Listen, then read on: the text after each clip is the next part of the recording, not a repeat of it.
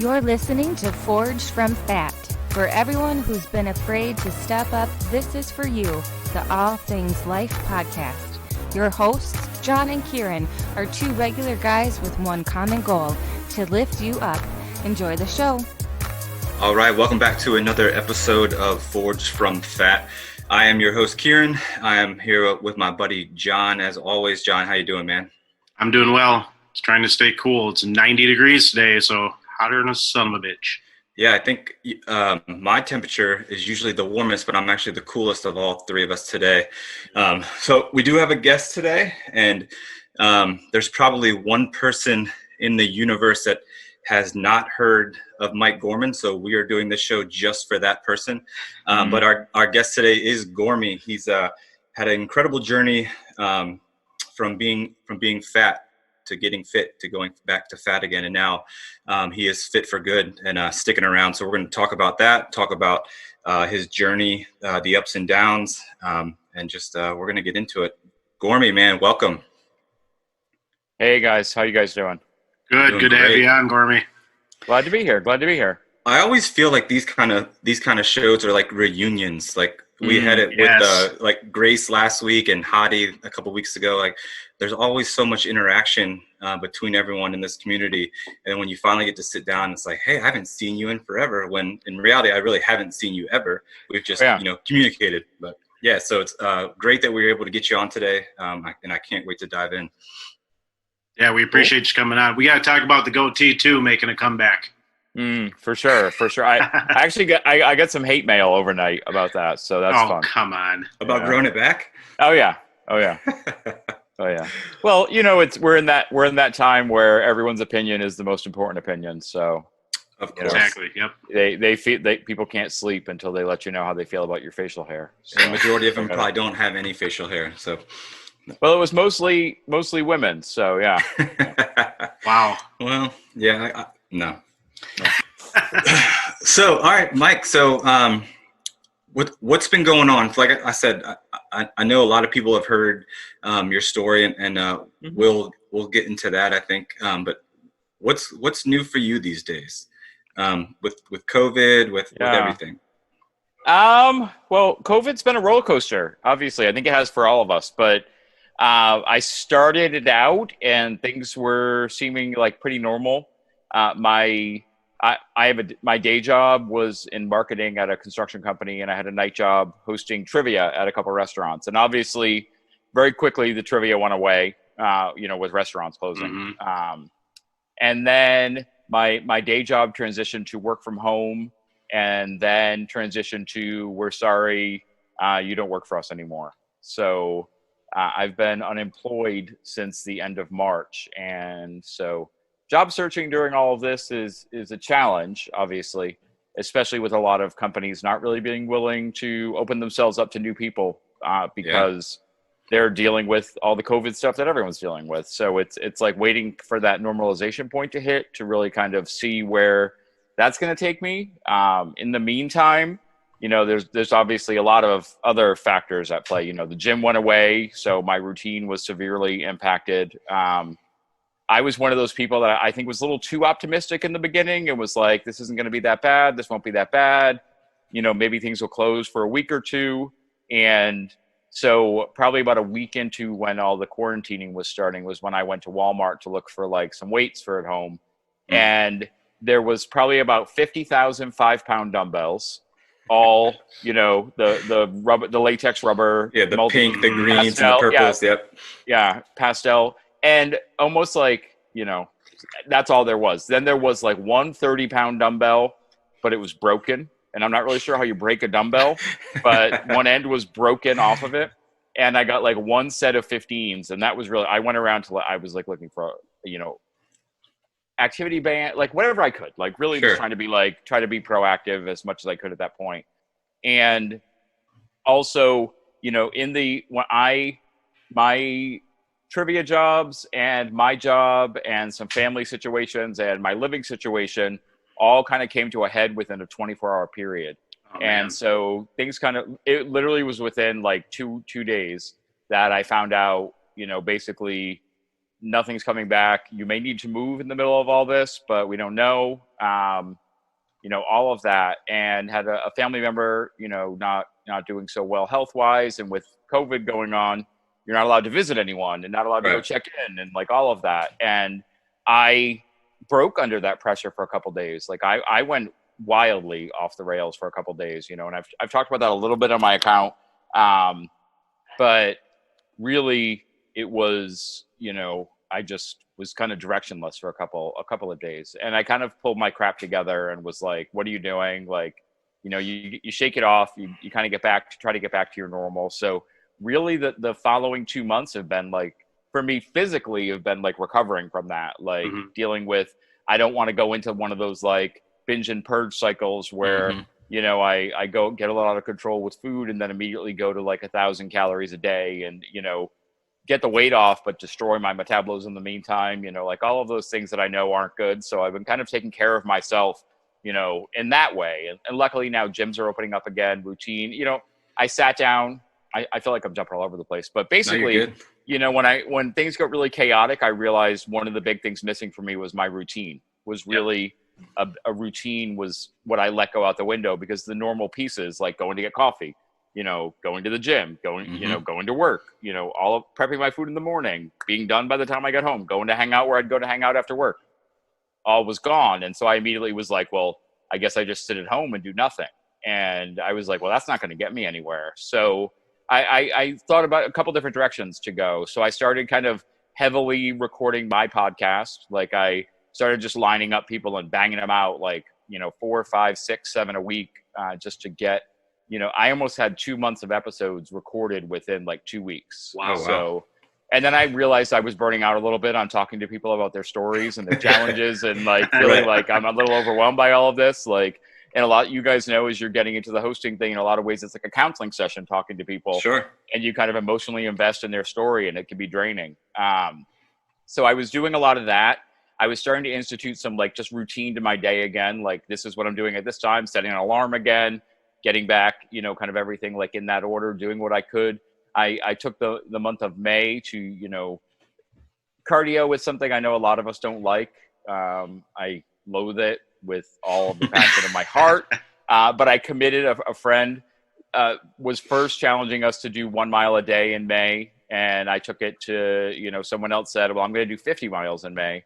So I committed to doing, 50 miles of cardio in May. So I started getting out for a walk in the morning and then coming home for coffee, and just built that routine, that normalcy back. And then on the other side of things, like to talk about really what's going on, is I had already kind of for a year been working on getting into one-on-one coaching, with a ketogenic kind of holistic program, like kind of goals mindset coaching. And the plan was for that to launch in July. And so the person I'm working with, who I know you guys are probably familiar with, Jonathan Shane, the Keto Road, I went to him and I was like, can we do what we need to do to speed this up? I'd really like to just, not even necessarily because I was like, oh, I need clients to make money. It was more, I feel like I need something to work on. I need something, to keep my brain going. And I let's really kind of start diving into that. So we switched into high gear, like finishing the preparation and putting it all together. And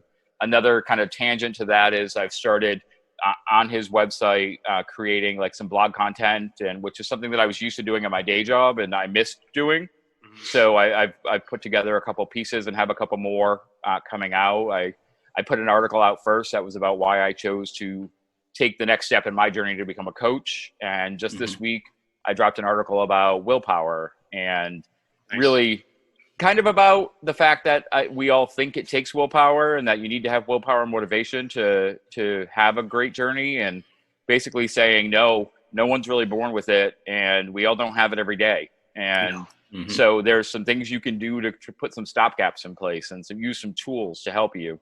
So really kind of working on putting that together. And now I've got a couple articles on nutrition and a couple other topics that I'm in process working on that I'm excited about, like something that continues my personal development as, I normally would through the work I was doing, so things along those lines. So I'm just looking for those opportunities, and I have started coaching. That started June 1st. Nice. I'm working with a couple people so far, obviously always looking for more, but it's been fun and challenging and kind of exciting to get into that role and see how it impacts, my perspective on even what I've been through. So it's like this time, in some ways, the silver lining is that it allowed me to really put a focus on that and put a focus on kind of where I want to take what I'm doing with myself, the next stages of my journey. And does that mean in the next couple of months, I'll still be in Rhode Island or I'll be somewhere else? I've got a couple different places that I may look to move towards, or, depending on how jobs go and things like that. Like, so it's really, in a lot of ways, it's like things are unknown. Like there's not a lot of answers. Like if someone were to say like, describe your life, give us 10 points about your life that are certain right now, I'm not sure I could come up with 10, but I've gotten to a place that I'm okay with that uncertainty. I'm okay with saying, I don't really know what's going to happen next week, but I know that I'm ready for whatever's going to happen.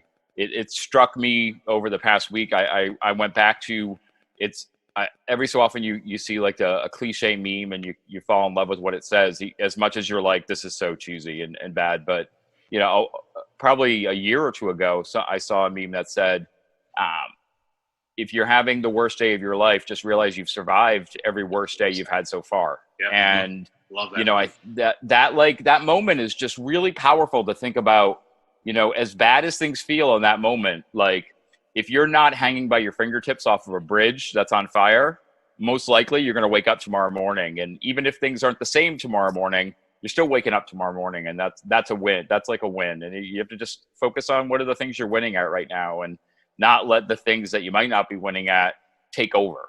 That's right. So, it's like, I like to say, expect the valleys, but appreciate the peaks. Yeah. Mm-hmm. Right. You're always going to have bad days, but appreciate those good days. And when you were talking about uncertainty and how you were finally getting and being okay with the uncertainty of what's going to happen next. Because, a lot of people through their success journeys, and I know I've watched yours and I've seen your posts, and it's almost regiment each day. Like, oh, well, Gormy's about to have his coffee. He's going to be in the gym at this time. And so that totally messed up your routine with COVID and stuff. So what was it like pulling teeth to finally say, that's not my routine anymore, and I have to figure out a new one? Like how hard was that for you to not just say, screw it, I'm just going to wait it out and I'm not going to do anything else? Yeah, it's because it's almost like by letting go of those things, you have to admit that they might not come back. And I think that was really the thing for me that was the hardest, because you don't just become married to the routine, you become married to the people that you're interacting with. And even if it's people you're seeing when you hang out at a coffee shop or something along those lines, like if that becomes your normal. And when you have to admit that your normal is changing, that's scary. And very scary. So sometimes we hold on to that, and then, it's almost like that's a weight you're holding on to in the water that's pulling you under. But because that weight is all you're afraid to let go of it, and sometimes you have to let go and see where you're going to float to next. It's like day one of the original journey, the letting go or getting outside your norm was going to the gym for the first time. Oh, yeah. And now fast forward, and now the gym is your normal. And those people, even though most of the people in the gym that I don't see outside of the gym, but last week when I was finally able to go back, it was like I was talking to old friends. I don't have their phone numbers. I don't know where they live, but it was good seeing them again because part of that normalcy felt like it was back again. Yeah. And I think one of the other big things with it is it's not just that was my routine and that's the routine that I loved. That was a routine that I fought for. Like it wasn't doing a lot of what I do does not come naturally to me. And I think sometimes people get that impression from social media, because obviously even if we post the ups and downs on social media, people, the algorithms tend to pick up on the ups and not so much on the downs. Mm-hmm.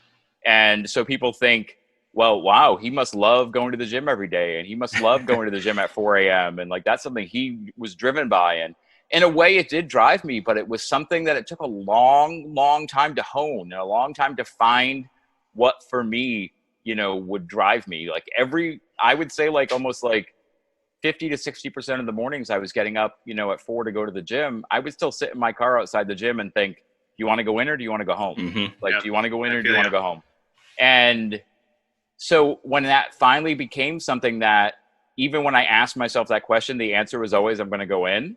it was like, that was a big accomplishment to me. Like, that was something that felt really great. And then to not have that in my control anymore is hard. And I think as human beings, we love things that we can control. We love the things that we feel like we have we're pulling the strings on. And then sometimes you have to get back to that place of realizing, control what you can control, but you don't always get to decide what you can control. Like, it's not up to me what happens in this world. Like, I don't get to decide. Like right now, going to the gym, I have to wear a mask when I work out. Masks terrify me. Honestly, I get really bad claustrophobia. So when the mask first started coming around at the start of all this, I went to a gas station and put on the mask to walk inside to buy a water. And I ended up getting in line and having to put the water back and leave because I started to have a panic attack with the mask on. Like, I was like, how am I going to be able to do this every day? Like, how am I going to go grocery shopping? So I went home and I immediately started looking at like grocery shopping, delivery options and pickup. And literally, it's not the same everywhere, but here in Rhode Island, in the Providence area, in March, every delivery slot for grocery delivery was sold out until June. Wow. Everyone. Oh, wow. So there literally so people were telling me, calm down, you'll just get your groceries delivered or you'll do a pickup. And I'm like, you don't understand. That doesn't exist here right now. Like, it's great that you have that. It's really great that you do, but I don't have that option. So I had to start figuring out, how can I wear a mask? And so I started just going for walks around my block, literally just around the block, and trying to like meditate and breathe and focus on being okay and realizing that I am still breathing and all of that jazz, and then get to the point that I'm okay to try to go into a small store and then try to go into a bigger store. And then it was dropped that you're going to have to wear a mask in the gym. And I immediately was like, how am I going to do that? Like, it's not just wear a mask for 15 minutes, going in to grab 3 things in a store. It's wearing a mask for an hour plus workout and, having to know there's times where you can pull it up and breathe a little bit, when you're getting a little bit of huffing going, especially, we could talk about carbon dioxide and all that jazz. But I was like, I'm still going to go. Because I had people saying, like, I know you're afraid of the mask. Are you just not going to go to the gym? Or are you going to wait until they lift that? And I'm like, they might not lift that for a long time. Like, I can't let that fear of what could happen dictate it for me. And I think that was the lesson. The lesson was, if I didn't try it, I wouldn't know if I could do it. So I went in with the mask on and I did a short workout that day, so mentally it would prep me a little bit more to say, you're going to be here for a half hour. You can do this for a half hour. And, now it's definitely not second nature and it's not comfortable and I don't enjoy it, but I can do it. And I think that's the other piece of it is you learn there's things, especially on journeys like this, like on weight loss journeys or on a massive weight loss journey, there's going to be things you have to do that you don't like. I tell people all the time there's going to be days that you're hungry and they're like, well, what do you do when you're hungry? I'm like, you be hungry. You're going to be hungry. I'm really sorry. Like, you're going to be hungry. Like, it's not that, we're so used to feeding every whim and feeding every impulse. And like, you have to realize sometimes, it's not that your body is going to die without food for the next 2 hours. It's just that your head's hungry and you want to eat. So embrace the hunger, here we go with another cliche. Suck, I was going to say, there we go. Embrace the suck, David Goggins and Jocko the heck out of it. And, sometimes there's things you just have to do. Like when especially if you're like, I live alone. So I don't have someone living with me where I can say, okay, you go to the store this time, I'll go to the store next time. And we can alternate and, we can, or I'll watch the kids while you go to this kind of thing. Like it's more, I have to say, well, if I want it, I have to figure it out. I have to make it happen. Yeah. So one thing I want to touch on that we want to touch on a little bit is mental health awareness. I know you're huge into mental health awareness and I've read some of your posts about your struggles and all that. But what I want to kind of jump back to real quick is basically the beginning of your journey, where you were, why you started, what happened. Because I'm hoping there's people out there listening that don't know who you are. Right. Just kind of walk us through the beginning for you. For sure. So really for me, it began when I was a kid. I was very overweight as a child. Recently, it's really come into focus that my weight didn't start to get out of hand until after my parents divorced. And I think that was either a combination of not being watched as closely and having to also take care of myself a little bit more with my, living with my mother and having a sister and having to take care of both of us and all of that, all of those factors. There was like this perfect storm to allow me to continue to rapidly gain weight. I was put on my first diet at 10 years old. I was over 200 pounds. And which, now, honestly, it's funny. Like, I talk to some younger guys on my podcast, and they'll talk about at 10 years old being 300 pounds. And I'm like, when I was 200 pounds at 10, there was literally no one near my size anywhere in my town, in the city next to me. Like, I was the fattest kid on the block, literally. And now it kind of, that shows the normative piece of it all. But so I went on a diet. My family paid me to lose weight. I lost the weight.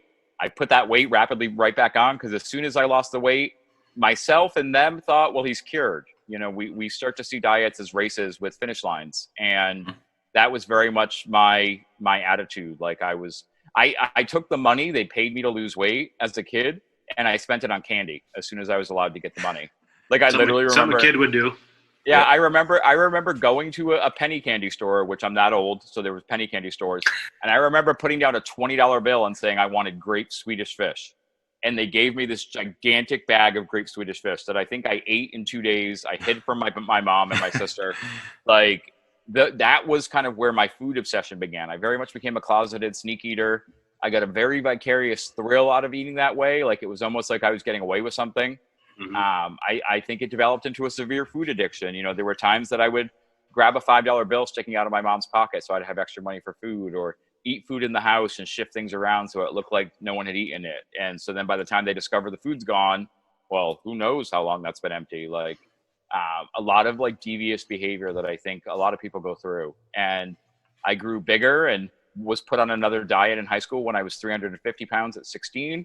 And graduated high school a little under 200, went to college, jumped right back up to 275, graduated college a little over 300 pounds. I had lost a little bit. That college is when I discovered Richard Simmons' Deal-A-Meal, which was, this was back in the heyday of sweating to the oldies, like the early 90s. You had a wallet with colored cards, and you moved the card over when you ate one of the foods on the cards. Like, it was very easy, but also obviously not lasting and sustaining. I've never heard of this. Yeah, there's a comedian and a bigger guy who has a joke about how he stole the decks of cards from 3 other people, so he had more cards to eat.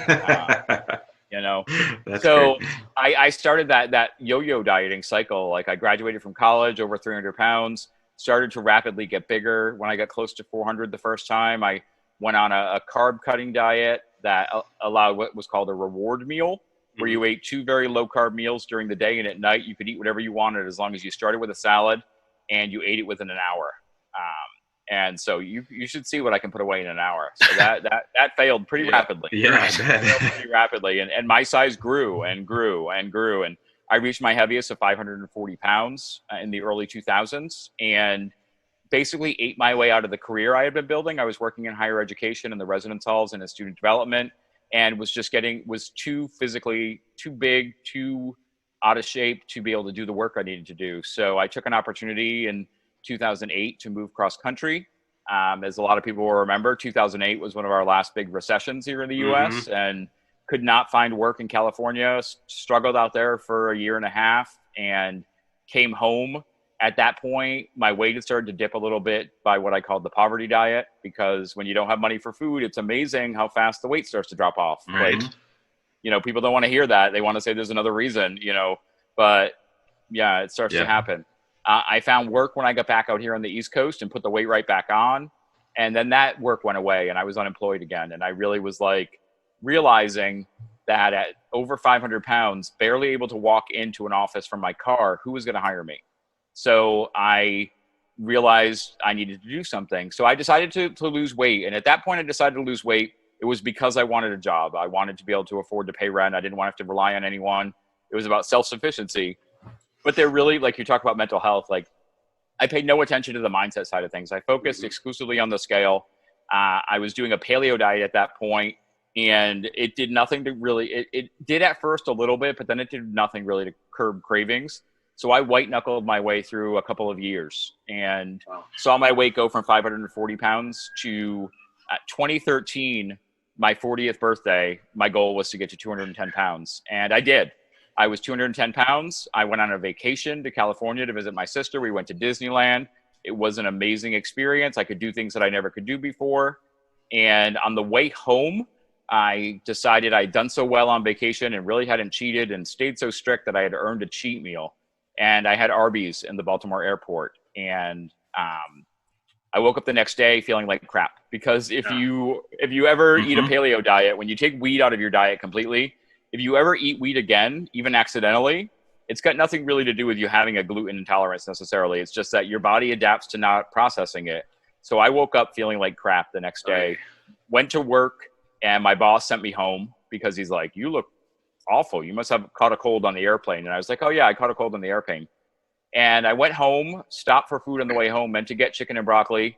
And that started an epic cheat meal that turned into a cheat weekend, that turned into a week off from my diet. And when I cheat, it's not, I mean, there probably are people out there that if I were to go into detail of what I ate would say that sounds like what they do. I think most people, even people that are like they're heavy eaters, hear what I talk about, what I used to eat those days, and they're like, "Whoa, I'm out." You know, they tap out of the game because I say that basically after restricting myself for so long, I reignited the fires inside of me, the cravings, all of that. And I fed every whim every hour of the day. I feel like I was eating every moment I was awake. And so in under 6 months, I went from 210 pounds to 480 pounds. Wow. It was May 1st of 2013 was the last time I saw 210. And October 12th of 2013, I saw 480 on the scale. And I knew I was getting that big. You know, I'm not an idiot. You know, I'm not sitting at home thinking, why don't any of my clothes fit anymore? What's happening? Like, it was but at that point, it's very much like the closest thing I can think is to describe it as is like an alcoholic going on a bender, because then you start to get that thrill and that high, and you realize how much you missed getting high, and you start to then sacrifice things to get high again. And I was sacrificing things. I cocooned myself that summer because I knew that if people saw me, they would freak out. And I didn't really let people see me until I was like, if I don't let them see me soon, they're going to really freak out if we go another month, you know, if we go another 2 months. Like, so at that point, I just had resigned myself. So that was my life. That was the way my body was meant to be. I went through all these really awful discussions inside of my head. Like, this is what you missed. Your life wasn't fun when you were dieting. Like, now life is fun again. You know, things are great. You know, stop complaining. Like, who cares if you're now barely able to sleep? And who cares if you're pissing every hour? And who cares if you're starting to see your legs swell again? Because this is how you're happy. This is what makes you happy. Right. And I kind of had some moments where I sat down with myself and I was like, what are you doing? And it really was like, this is who I am. And will this kill me? It probably will. You know, I made peace with dying. I made peace with killing myself with food because I didn't see any other way out of it. I looked at that journey I had been on and I thought, I fought so hard. I tried so hard and I fought for so long and I still failed. So it's not in me to change. You know, it's just not in me. You know, some people can do it. I can't. It's not something that's in me. And I started to accept that was my life again. I honestly think the only reason I didn't get my weight up to my previous height had nothing to do with what I was eating and trying to meter it at all. It had to do with my blood sugar being so out of control with undiagnosed diabetes that when you're at that point that you're having such extreme blood sugar swings, your body's dropping weight. So I would see my weight swing by 10 pounds, you know, every other week. Like, it wasn't something that I had under control. And instead of driving me to see a doctor, because I was very much a doctor phobe at that point in my life, I said, well, this is just the death sentence. You know, it's going to happen someday. You're going to wake up and you're going to go to bed one night and you're not going to wake up the next day. I sat down and wrote a letter to my family that basically said, if I don't wake up, I lived a good life. Don't worry about me. You know, don't feel bad. Don't feel sad. It was this pathetic piece of garbage that I wrote and put in an envelope in a book sticking out right by my bed. And it was there every night when I went to bed. And eventually I burned that letter, but that's, you know, later in the story. But because I didn't want it to exist on the planet anymore, you know, because at the end of the day, like, as tragic as it sounds, it was stupidity. Like, it was just like me admitting defeat. It was me admitting that was who I was going to be. And I embraced that life. I very much became, you know, a pro-fat advocate in terms of social media. Like, I was very much, my Instagram account, if you go back 3 years or so, was a very different account. I didn't delete any of my postings. I just changed my nickname on my account. So if you go back to what's called the Gormandizer days, it's all the wild before pictures I post now were things I was sharing on Instagram then. So people are like, why do you have these pictures? I'm like, because I took them for Instagram. Like I did this, for years. Like this was my life. Like I wanted, and I realized this, during a discussion I was having with someone a couple weeks ago, like what it really was I had to scream loud enough that I was happy so that I couldn't hear anyone's concern. And I couldn't hear anyone saying, but are you really happy? And that voice comes from outside and also from inside. And the more I protested, the quieter those voices would get. So I just resigned myself to not existing anymore. I kind of had it in my head that in 5 years you'll be gone. I didn't worry about retirement. I didn't worry about owning anything. I just worried about getting the food that I wanted, which was like the story of my life at that point. Like I had just kind of reached that point. I went on a family vacation for Christmas, New Year's let's get the years right. 2016 into 2017, it turned New Year's. We went to the Bahamas, once in a lifetime vacation to go to Atlantis, my parents' Christmas gift to everyone. And what I didn't look at in advance was how big the Atlantis resort is. The Atlantis resort is over 1 mile long in length. Oh, wow. So there are times where people can get up in the morning and say, we're going to go to this pool. And that pool is a mile hike from the hotel. We're in the main building. It's a mile hike. So there were times we're walking to pools and I'd be excusing myself to go to the bathroom just so I could go sit and not have my family realize that I needed to sit and rest. There were excursions they went on that I didn't go on because I knew getting on like tiny boats and jet skis and all those things were not going to happen. There was an experience where my brother and sisters convinced me that I needed to do the lazy river with them. It would be really easy and it looks gentle. And we went and tried to get me on one of the rafts. It was near impossible. I got on one of the doubles is what one of the lifeguards suggested. And I fell right off immediately as it was getting into the water because it starts a little rough. And my siblings just all floated away. And I was left alone with rafts whacking me in the head and people flying by. And the lifeguard dragged me out of the water. And as I'm walking slowly out of the water, I see a big sign that says, weight limit on double tube is 400 pounds. And I'm like, oh, there we go. That explains a lot right there. I was still in the high 400s at that point. And that didn't really change anything for me. It just made me more like, this is what my life is. This is what this is what I signed up for. Like, let's go back to the pool where my parents are with the kids and, get a pina colada and have a snack. Like, we flew home. That was January. And so I say the kids, my parents had recently taken custody of 2 small children that belonged to another family member who wasn't going to be able to raise them. And we're making the decision to actually legally get guardianship. And my dad, one night in February of 2017, said, I know I'm not going to live, to see them graduate high school or college, most likely, the way he's, a hard worker, a roofer his whole life. He's like, I beat my body up. I don't know if I'm going to be around that long. I need to know you'll be there to help. I need to know you'll be around. And he wasn't, and I feel like I've said this a million times to people, but he wasn't trying to guilt trip me. He wasn't trying to say, oh my God, you're so fat, you're going to die. What he was saying was he needed that. That was something he was expressing. And so for me, for the very first time, that was something that touched me in a place that had never really been touched before. It was this idea of interdependence and community, and the idea that I didn't just owe my life to myself, which is how I had lived for a long, long time. I was very selfish. I realized that there are times where we owe debts to other people. And they're not, debts when you think of like owing money and being upset about it. It's because someone has given you something and you need to give back to them when they need it. And I realized that if I died, that wasn't going to be able to happen. And so I realized I wanted to live. And that was the very first time that I realized I wanted to live. And I remember laying in bed thinking, you're still going to die. Like, what are you going to do to change this? Like, you might want to live. That's great, but you're not doing anything to change it. And as most very overweight people do, I stayed up on diet literature, especially kind of still being on a lot of paleo mailing lists and things along those lines. And the K word has started coming around a lot. Keto was starting to get a little more prominence. At least people were talking about it.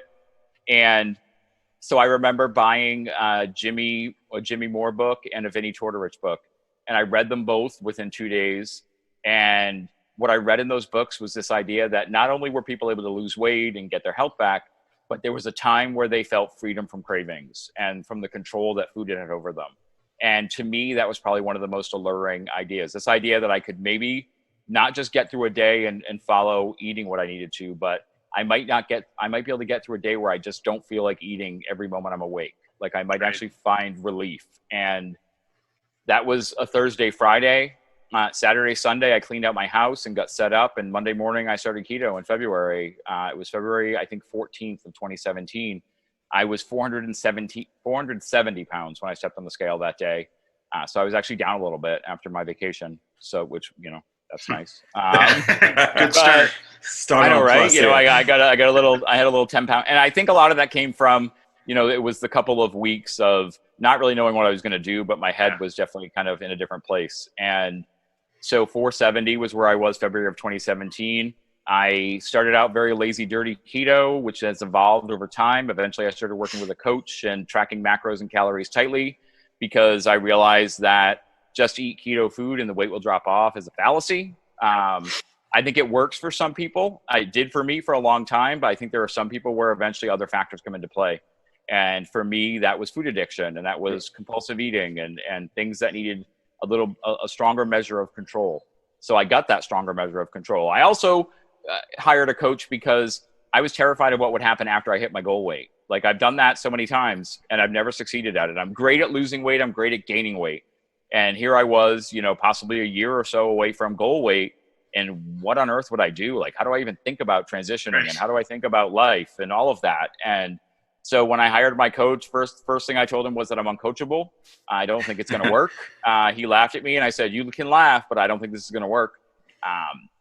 And then I said, I'm hiring you to help me right now, but I'm really hiring you to help me after I lose this next 90 pounds. Like I need someone to help me figure out what life means when I'm not trying to lose weight and I'm not so focused on food that I'm gaining weight. Like what does life in between mean? And so he said, okay, we'll get to that when we get to that. And I started working with him, and it was, so it was about 2.5 years after I started. It was October, November of 2019 that I hit my goal weight. I was 205 pounds. Wow. And I started working with him on what maintenance means and how to work through maintenance. And I like dramatic signs, kind of dramatic shows of things. So at midnight, December 31st, 2019, I fired him. He knew it was coming, but it very much that was our last day officially working together. We still talked the next day, and obviously we had become very good friends throughout it all. But that was when I started transitioning into this year. And, I saw 2020 as my year to really work on mastering maintenance and the mindset that takes. And what I've learned is that, like most people, there's things we succeed at in that challenge, and then there's things that I fail at. And, like the rough patch I had when COVID started. But the difference is this time around, I focused on being mindful of what I was doing and not just what I was putting into my body, but how was my body feeling? How was my mind reacting? What are the challenges I'm feeling? Am I keeping that why in focus? That was very important to me. Like I wrote down on a couple pieces of paper, you want to live, and I hung them up around my house. So awesome. I would see them when I went to the bathroom and when I looked at the fridge and when I looked at the cupboards. And I had a good friend who was an eating buddy when I was in the 500s. And, we both had kind of struggled with weight issues up and down at different times for both of us. And I went to him and I said, I want to live in case those little girls need me. And so if I start to sound like I'm wavering, I need you to remind me about that. And there were a couple times along that journey where he would say, get your head out of your ass. Those kids might need you someday, and they need you to be here, and they need you to be healthy. And, he, did what was asked of him. We built that accountability into it. But the other side of it, not to talk for 4 hours about this journey, but obviously my Instagram account evolved as well as my journey evolved. And I started sharing that I was going keto and what I was doing. And my Instagram account was still the old name, the Gormandizer name. And I hit a point where for me, I wanted to have more people. I wanted more people to know that there was hope. And I wanted more people to be able to find, me when they were looking for someone who might be trying something that they want to try. So I changed up my name, became Gormy Goes Keto. Gormy was the nickname that had developed. And then eventually I became known as that.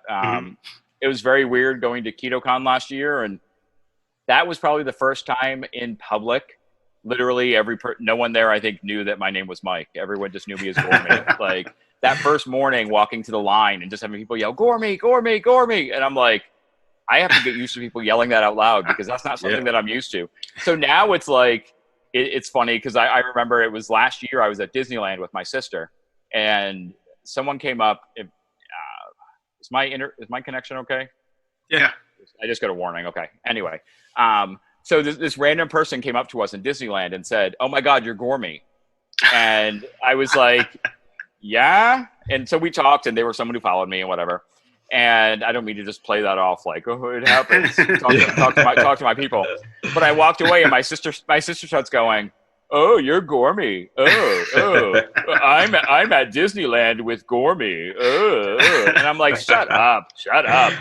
But it's just kind of funny now, like when I interact with people, and then especially if it's people over the internet like you guys or like other people or even companies that I interact with, and they know me as Gormy. So then when they're like, "I need your mailing address," and I'm like, "Mike Gorman," and they're like, "Had no idea that was actually your name," and I'm like, it's okay. You don't need my legal. You didn't need my legal name up until now, so we're fine. We're good. Yeah. We're good. Oh yeah, I've had many pieces of mail addressed to the keto firefighter. Right. And some people say, "So who should I address this to?" And I tell them my real name. Too funny. So that kind of like takes me to where we started already transitioning into this year. So mentally, we keep talking about mental health and stuff. Yep. Mentally, how are you different now with the maintenance kind of way of thinking than how does that differ than before when you lost all the weight before? Sure. I think the mindset that, especially because of me, like I'm a very methodical person. Like I had never, when I started working with my coach in 2018, I had never tracked a macro before. I had never tracked calories before. Like it wasn't something I needed to do at that point.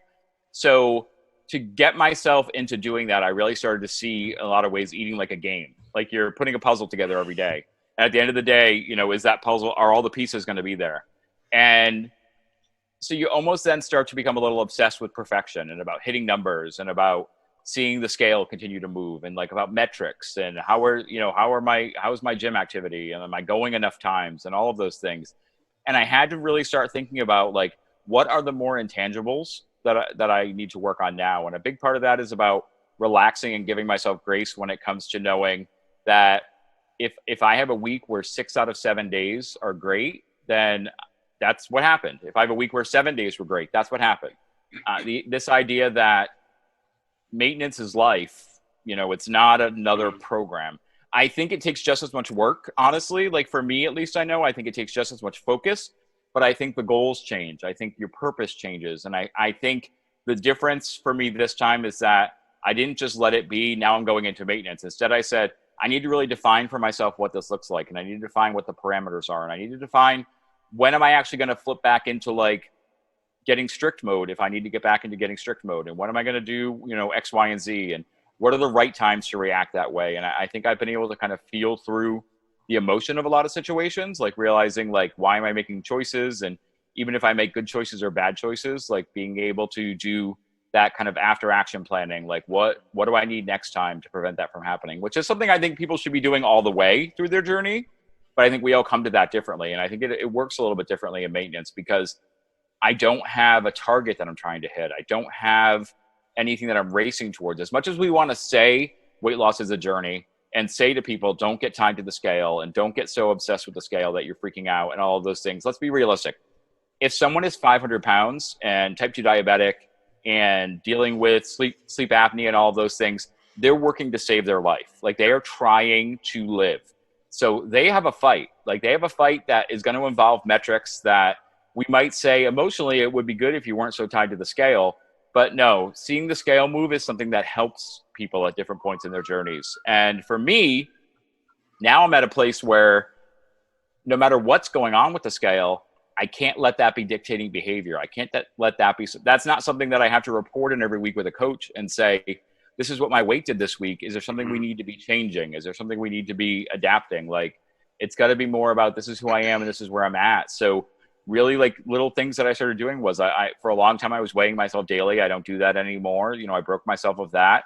I had to be okay with knowing that even though I weigh myself weekly at the same exact time, the same exact conditions, maybe something's off one week. And so I'm going to see a different reading on the scale on that Friday. Like you have to start to accept the flexibility that comes with maintenance life. The other thing that I think has changed mentally for me. And this is something that sometimes people don't get mad at me about, but like they get frustrated and they say it's semantics, is like, I think when we're focused on weight loss, we think a lot about cheating and cheat meals and all of those things. And the bigger growth for me over the past year has been starting to think about everything I put into my body as a choice.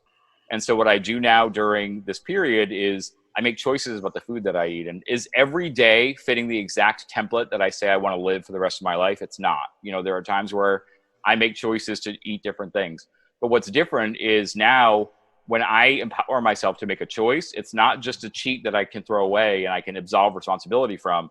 If I make that choice, I'm responsible for that choice. I'm responsible for what happens as a result of that choice. And so I know if that means that I change up my eating window or change any of those things, there could be some kind of resulting effect that I can't let beat me up. I can't let be something that takes me down and affects me emotionally. And I think getting to that place is a big part of this transition, like being able to take those things that I was trying to work on when I was losing weight and realize how they integrate into a daily life that isn't so focused on the numbers. Because sometimes when you're losing weight, you can have a bad week food-wise or activity-wise and still see great results on the scale and still feel great about yourself and still be like, things are moving.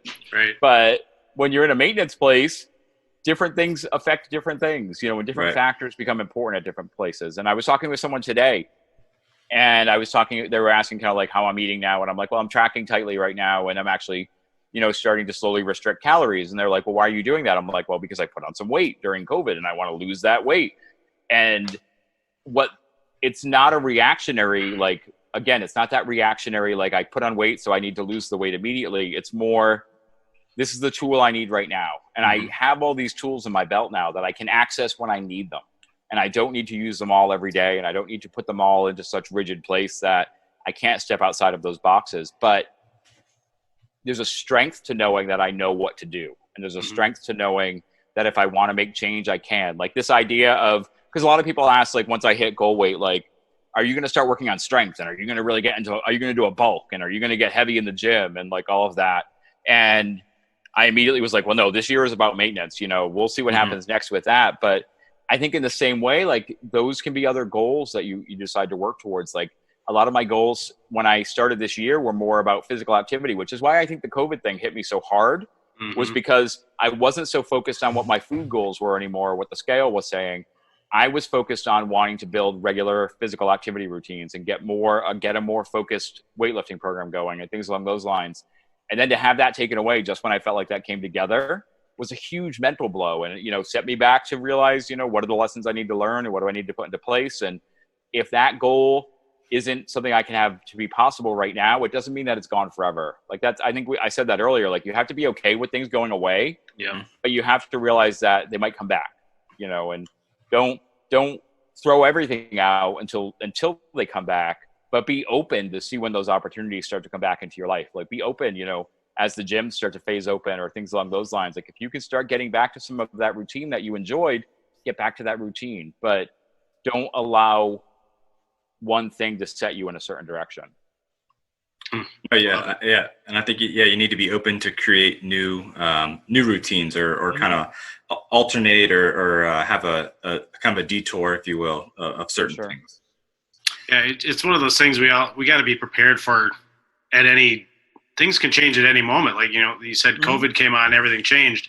I was telling Kieran before we got on today, I went into my restaurant this morning to be told we're closing permanently after 12 years, and it's just one of those things. Now you adapt, and that's what I'm going to do. I'm going to adapt, and I'm going to do things that I've been putting off because I've been working. And I'll end up somewhere. I'll end up doing something, but adapting like that and what you've done, just watching your journey from when I started following you. I was following you before you hit the 10,000 mark. So I've seen the 10,000 and the progression and you overcoming so many things is just so inspiring to people. And, you see that and people tell you that. And I think it's just being able to talk to you in person is pretty awesome. So, I really appreciate you being on here today and sharing all this and, letting people see that there is light at the end of the tunnel. There is something beyond what you're struggling with. So I'm super glad you're on. And I think like that you make a really great point. Like, one, I'm sorry that that's happening to you too now. Like, I think that's, it's Appreciate that. Sadly the world, the way it's going. But I think it's important for people to see that there's light at the end of the tunnel, and that the tunnel isn't a straight line. The tunnel doesn't have to be a straight line. Like, don't be upset if your journey doesn't look like, a perfect graph. Your weight loss graph is perfectly straight down. Don't be upset if you ended up being derailed for a few months, but got yourself back together. Like, I remember when every other time I had tried to diet, if I had an off day, I was off the diet completely, Like, the weight loss journey was over for years. And fall of 2017, I had a case of, I don't want to use bad language on here, but of the F-its, as some people might say. And Buckets. I decided to take a couple days off keto that turned into a month off keto. I put 40 pounds on in that month of, it was like July of 2017. But I came back. Like, I immediately saw what was happening, and I came back. And honestly, the biggest thing for me was when I came back, I was like, I have never pulled myself back in before. As bad as this month was, as rough as this month is in terms of my progress, like, I have never pulled myself back to focusing on my health before.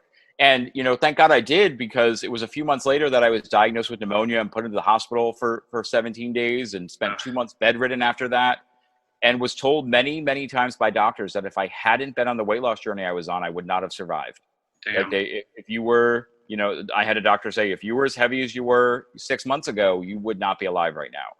And it was amazing to me to go through that. I mean, and this is for anyone out there who says, keto's too hard.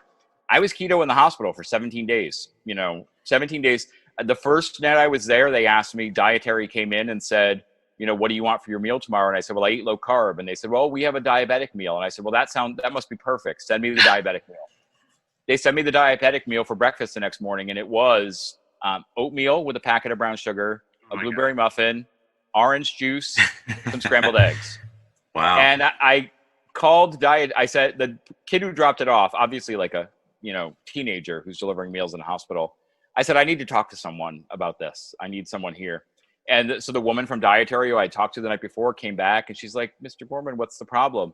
And I said, there looks to be about 300 grams of carbohydrates on this plate.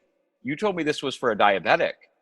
And she said, well, it's a lot lower in carbs than the meal you would have gotten. The other meal today was cinnamon roll French toast. And wow. I was like, is this a hospital? I said, we're going to need to get a little more specific then for what I eat. I'm like, wow. I don't eat any grains. I don't eat any, like, I literally had to then list. And she was and to be honest with you, they did great taking notes. Like, they were great at doing it. The options they had to give me were not great. I became very adept at asking for extra butter at every meal and hoarding it in the bedside table in my hospital room. Like, I literally had a pile of butter packets because I was like, I need some kind of fat source because they're serving me grilled chicken on lettuce for every meal. So I was literally putting butter on chicken. And luckily I had friends and family who would visit me and bring me other foods. But I never once deviated from those goals that I had, because being in there reinforced to me that I wanted to live and I needed to fight to live. And that was like I mentioned, I was afraid of doctors. I hadn't seen a doctor in over 25 years when I went to the ER. Wow. And when I went to the ER, they rushed me right in back and ripped my shirt off and put electrodes on me to test my heart. And I immediately had to go to this place in my head where either I was going to panic and shut down and become catatonic, because this was my worst fear coming to life.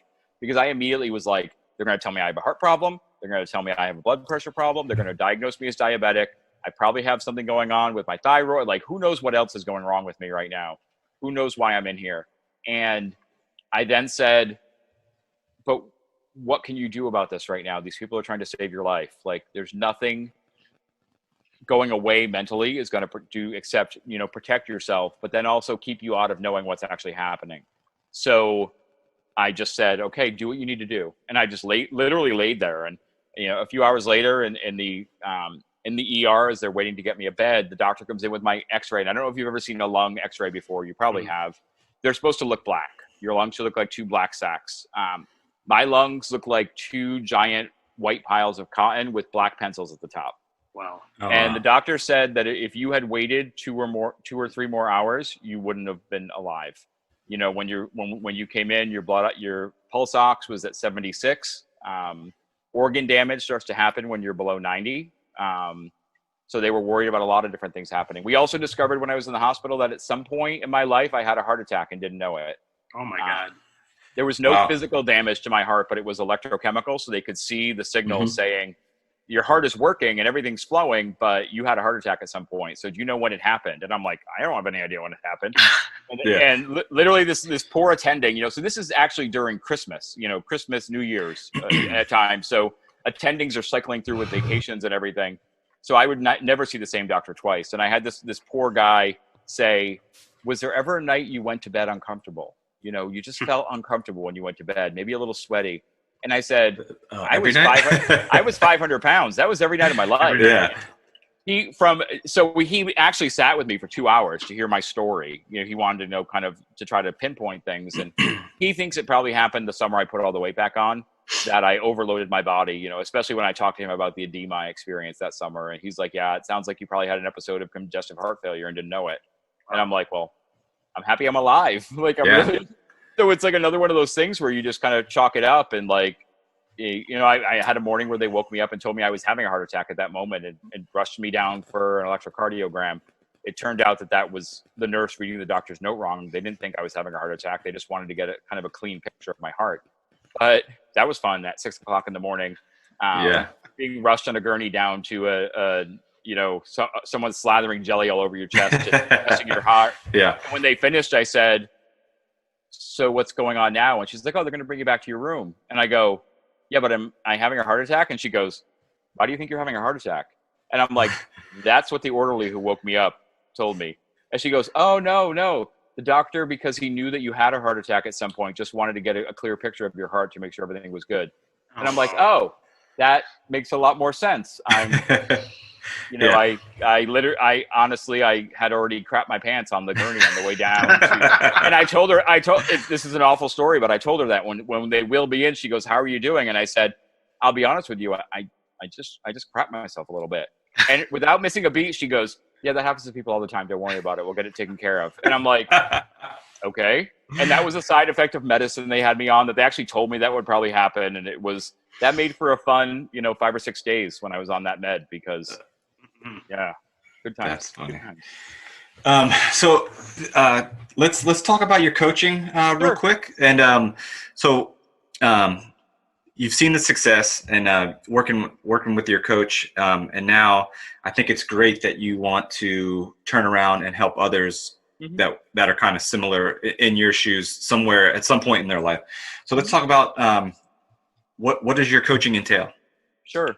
Well, it's John, the Keto Road, John Shane, his overall descriptor is, he describes it as a true nutrition coaching resource, meaning based in actual nutrition, not just talking about ketogenic macros and calories, but talking about choosing the foods that you eat and how do different ingredients affect your body, but also approaching it from a holistic standpoint of we work with people on mindset goals and accountability and daily check-ins and wanting to help people. I have a client that I'm working with, I won't give any details away so people can identify this person, but we were talking yesterday, and one of the things he said was, I had said to him, because one of the things he talked about was there's a lot of things that he wants to get going in his life that he's not doing consistently that he would like to make be a part, of his everyday.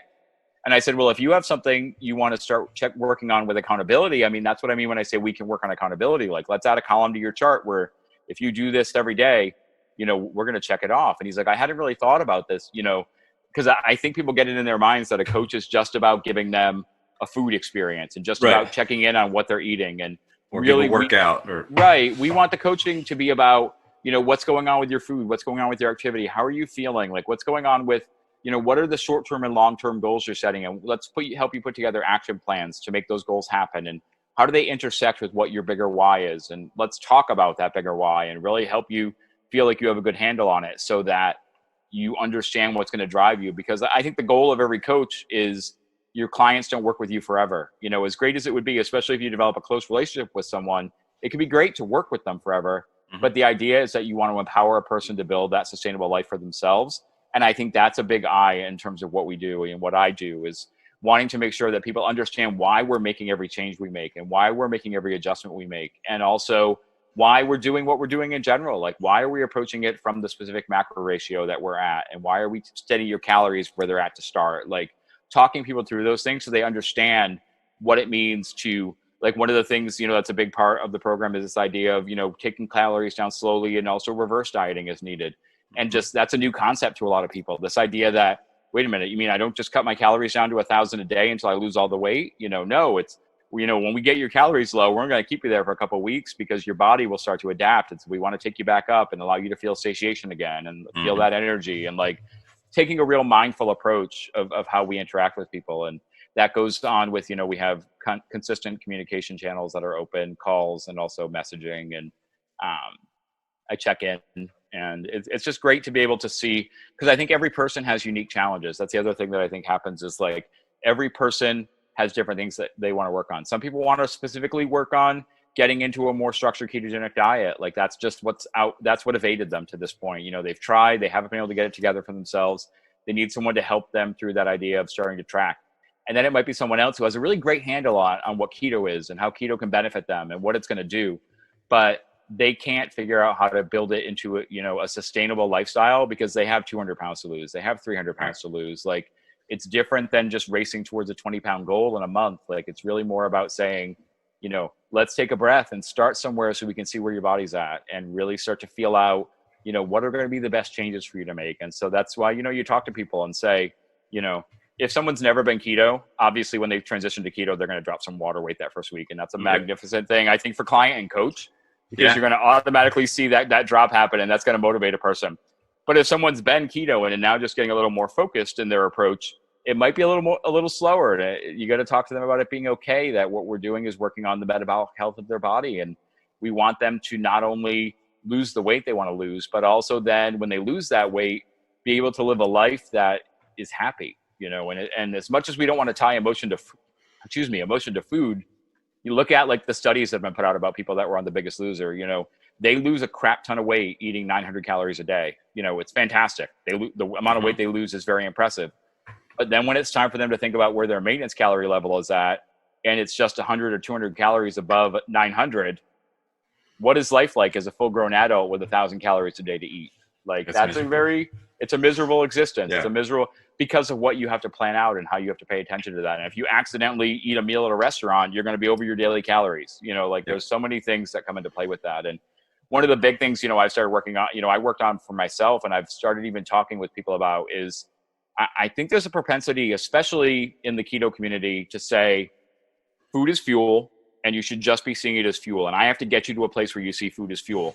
And I think the difference is we think about food as fuel that can be enjoyed, because this idea that we come together with people over food is essential to community, especially during times like this, like during COVID. Like, when you're starting to be able to reconnect with people, it may be time to share a meal together, but that doesn't mean that meal has to be a pizza and a cake. Like, you can still make choices to support yourself and your goals, and then still be present with people and focus on being present with people. And I think that's one of the things that a coach can help you with, is differentiating the difference between those two things, and realizing that you can indeed change the way you approach things. Like, it just takes some work. Like, I mentioned at the beginning that I wrote that article about willpower this week, and I called it the willpower workout, because I think these are all skills that we build. They're not things that we're necessarily born with. And there are different times where we need more help with them, and there are times where we don't need help. And it's okay to acknowledge that you need that help. And it's okay to say, I had enough of that help and I'm ready to do this on my own. So I think that's a big part of this journey too. Yeah, man. So I'm lost for words, because this is so incredible having you on and hearing this story. And I've heard your story so many times through other podcasts, and every time I hear it, it inspires me more, motivates me more. And it's awesome. I want to congratulate you on it. I want to congratulate you on finding the mental toughness to stay consistent with it. Because that is the hardest part, when there's not that kind of concrete goal at the end. So again, man, thanks for coming in and visiting with us. Kind of to wrap up, let's for those of them that don't know, where can they find you? Sure. Well, there's a couple of places. Like, obviously we mentioned Instagram, and that's Gormy_goes_keto. I interact with people on there every day, sometimes too much, but that's what I do. You can also find me now on Twitter, which is It's almost like being in like a schoolyard where everyone is just pushing each other and playing dodgeball 24/7. But that's Gormy Goes Keto. If you're interested in coaching, go to theketoroad.com/coach-Mike, or just go to theketoroad.com. You can find the blog that I'm writing. You can find the coaching page. You can find out more information about that. And then also, I mean, obviously, as you mentioned, I not only have been on some other podcasts, but I have my own podcast. That's the Fat Guy Forum.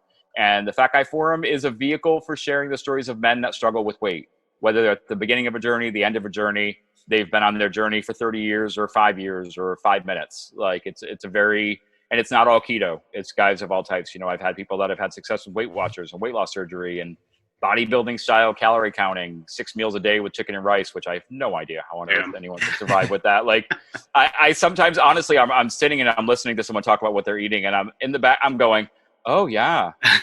Oh no. Oh, that's fantastic. And in my head, I'm going, oh my goodness, how on earth? Yeah. And it's funny because there will be people from the keto community who will reach out to me and be like, why didn't you tell him he should go keto? And I'm like, because keto isn't the tool that everyone should do. It's not for everyone. At the end, I will say this, and I've said this on the podcast before. Do I honestly think that every human being could benefit from eating a ketogenic diet? I do. I think across the board, every human being could. The formulation might change a little bit for every person, but I think a ketogenic diet is something that could be ideal for people. I don't think everyone would do it. I don't think everyone can do it. I don't think everyone can even wrap their heads around committing to it. Mm-hmm. I think everyone has to find the tool that is going to work best for them. So if that is just strict calorie counting, if it fits your macros and you're making protein Pop-Tarts all day and protein fluff that looks like marshmallows, more power to you. Literally more power to you. But if it's also, you want to eat half a Reese's cup and some grilled chicken for dinner, like more power to you.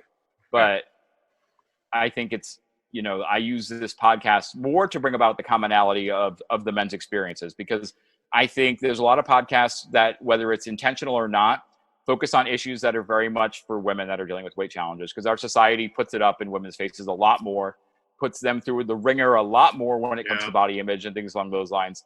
And so I think addressing these underlying mental health issues for men is really important. And I think the fantastic thing is I've had the audience of my podcast is mostly women. And I've had so many of them message me and say, I had no idea that men did the same thing that I do. I had no idea that people are going through similar issues. And so I just think it's that idea of finding commonality. And, you don't necessarily have to identify with the gender, but sometimes it is important to be able to hear stories, especially for those guys that might be on that line about whether they're ready to change or not. Mm-hmm. Hearing someone who was in that same place say, I sucked it up and I did it. And this is how I did it. And they might hear something that inspires them. And so, I'm just so excited to be able to bring that forward to people as much as possible. And I've said it before on Instagram, the female community for keto and carnivore and for everything is so strong. I'd really like to see a guys community start kind of getting highlighted and guys getting comfortable doing these posts and tagging all their bros. And I've been trying to hashtag